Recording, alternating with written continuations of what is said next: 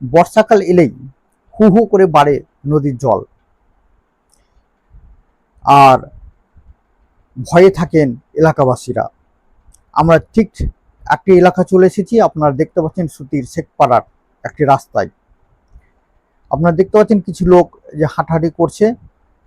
এখানে একটি রাস্তা রয়েছে, রাস্তাটি নদীর জলে ডুবে গেছে অলরেডি। এবং যে বাড়িটা আছে পাশে আপনারা দেখতে পাচ্ছেন, সে বাড়িতে কিন্তু ইতিমধ্যেই জল ঢুকে গেছে।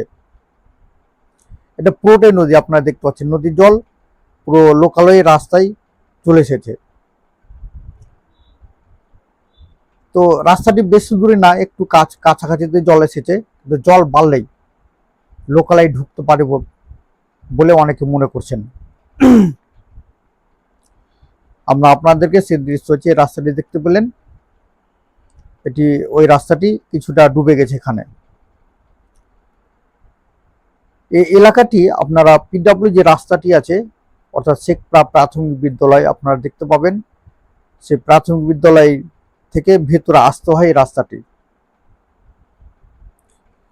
এখানে এই সে দৃশ্য আমরা দেখতে পেলাম, নদীর জল বিপদসীমার উপরে বসে, অর্থাৎ